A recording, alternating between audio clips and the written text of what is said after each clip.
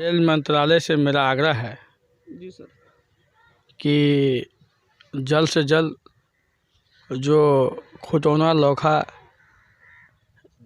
अंधराठारी झंझारपुर की जो रूट है जी उसको चालू करे। जी इससे पहले भी आवाज़ उठाए थे और आज आप लोगों के माध्यम से फिर बोल रहा हूँ कि काफ़ी प्रयास के बाद काम चालू हुआ है।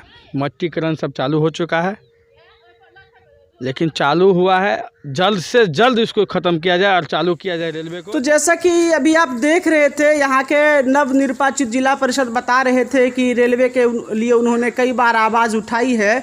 अगर मैं दिखाऊं तो देख लीजिए, ये लौकहा बाज़ार रेलवे स्टेशन जो है, यहाँ आप देख सकते हैं लौकहा बाज़ार रेलवे स्टेशन का ये भवन है और इस भवन की हालत आप देख ही रहे हैं। हालांकि चूँकि रेलवे का परिचालन यहाँ बंद है विगत कई सालों से, ऐसे में इस भवन का जर्जर हो जाना स्वाभाविक सी बात है। लेकिन फिर भी ये कहा जाए तो चूँकि देखिए ये भारत नेपाल सीमा है, भारत नेपाल सीमा का ये आखिरी छोर है और रेलवे का भी ये सबसे आखिरी रेलवे स्टेशन है।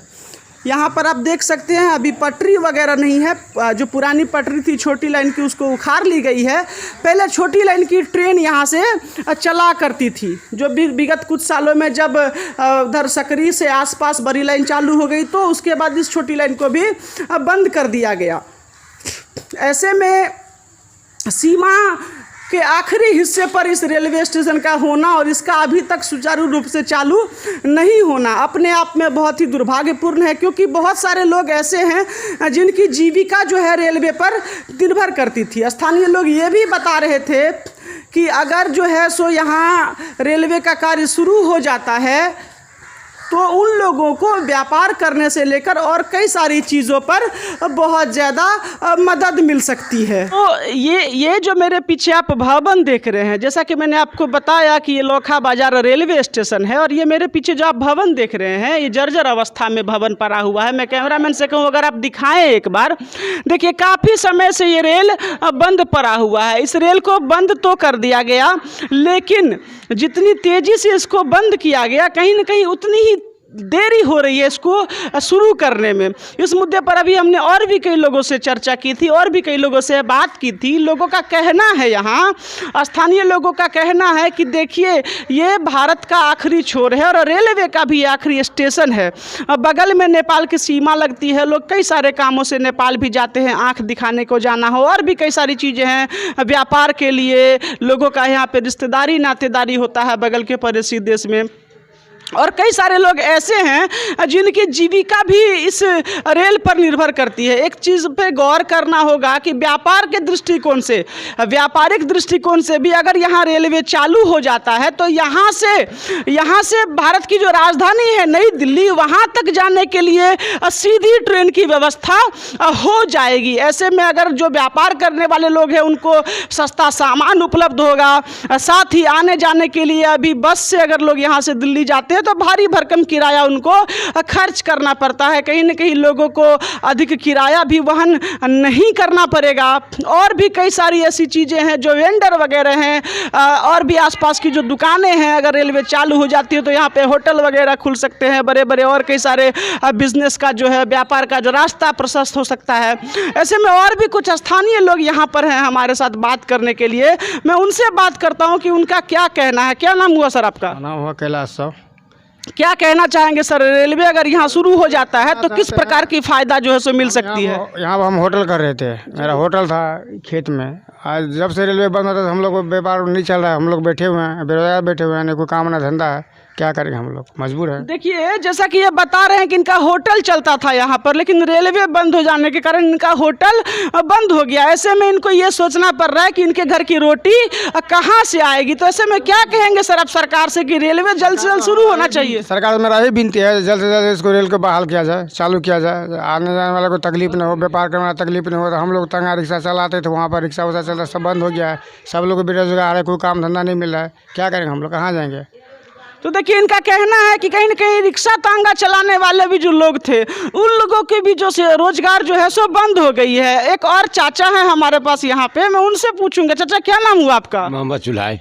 तो क्या बताइए कि रेलवे अगर शुरू हो जाता है यहाँ पर जल्दी से जल्दी, तो किस प्रकार की फ़ायदा जो है सो आप लोगों को होगी, या क्या उम्मीद करते हैं कि रेलवे आ जाने से क्या क्या बदलाव हो जाएगा यहाँ पे? ये तो महात्मा गांधी नेपाल इंडिया को अपना पर मैथिली में रखे हुआ है। ससुराल जैसे बनता है तो ममहर बफर बना करके नेहरू लाल की टाइम से जी। अभी जितनी सरकार अदल बदल हुई तो यहाँ तो पर क्रिया है कि यहाँ नेपाल इंडिया में बेटी बेटियारे शादी ब्याह सारे लोगों को होती है, हिंदू हो मुसलमान हो या उन्हें जात हो। दरभंगा से आएंगे तो 150-200 रुपया भाड़ा मांगता है, इसमें लगता है 50 को या 60 को या 100 लगता है, 100 में खाते पीते जाते हैं। यहाँ तो लोग दिक्कत में कील कटे में फंसी हुई है। तो आपका ये कहना है कि रेलवे शुरू हो जाने से कहीं ना कहीं लोगों को किराया में पैसा कम खर्च करना पड़ेगा, है ना सर? जी जी जी, किराया में कम पड़ेगा। हम 100 रुपया कमाए हैं तो 100 में जाते हैं, आते खा पी करके। अब 100 भाड़े लग जाता है, 200 100 कहाँ से लाएंगे, मजबूरी में पड़ जाते हैं।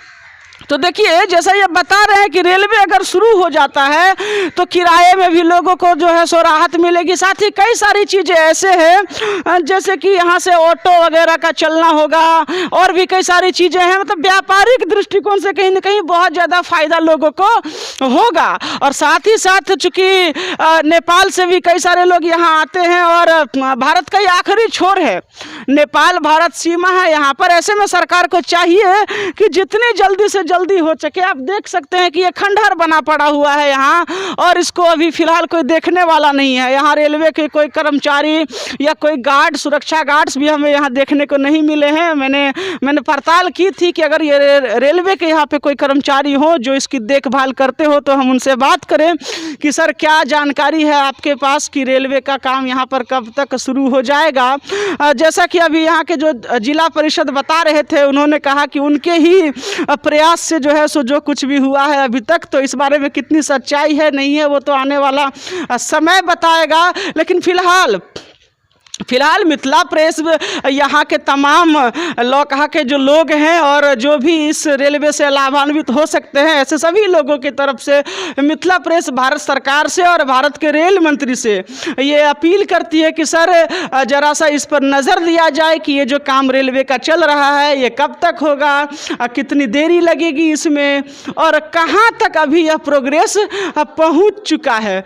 दोस्तों, मिथिला प्रेस आपसे जुड़े सभी मुद्दों को उठाने के लिए सदैव आपके साथ है। अगर आपके आसपास भी ऐसी कोई घटना है, ऐसी कोई चीज़ है जिसके लिए आवाज़ उठाने की ज़रूरत है, तो आप मिथिला प्रेस को संपर्क करें। हमारी टीम सदैव आपके साथ है। साथ ही दोस्तों, मैं आपसे एक और चीज़ शेयर करना चाहूँगा कि मिथिला प्रेस एक निष्पक्ष और स्वतंत्र पत्रकारिता को समर्थन देता है। मिथिला प्रेस एक स्वतंत्र पत्रकारिता का अंग है, और कहीं न कहीं निष्पक्ष होकर के निर्भीक और बेबाक पत्रकारिता ही हमारा उद्देश्य है। ऐसे में आप सभी दर्शकों से, मिथिला प्रेस के जितने भी चाहने वाले हैं, आप सभी से मेरी अपील है कि स्वतंत्र पत्रकारिता को अपना समर्थन दें। हमारे इस वीडियो को अधिक से अधिक शेयर करें ताकि हम ऐसे ही निरंतर आपके जुड़े सभी मुद्दों को उठाने के लिए आपके साथ आ सके। दोस्तों, एक चीज़ का जानना जरूरी है कि बगैर आर्थिक सहयोग के या आर्थिक संपन्नता के किसी भी चीज़ को बहुत दिनों तक नहीं किया जा सकता। ऐसे में मिथिला प्रेस जो एक स्वतंत्र पत्रकारिता करने के लिए आगे आया है, आप लोगों के बीच आया है, इसके लिए आपका समर्थन जो है वो बहुत ही आवश्यक है। तो ऐसे ही मिथिला प्रेस के लिए प्यार अपना बनाए रखिए। अगर ये वीडियो आप फेसबुक पर देख रहे हैं तो हमारे पेज को फॉलो करें। अगर ये वीडियो आप यूट्यूब पर देख रहे हैं तो हमारे चैनल को सब्सक्राइब करें और इस वीडियो को ज़्यादा से ज़्यादा शेयर करें। जय हिंद, जय भारत।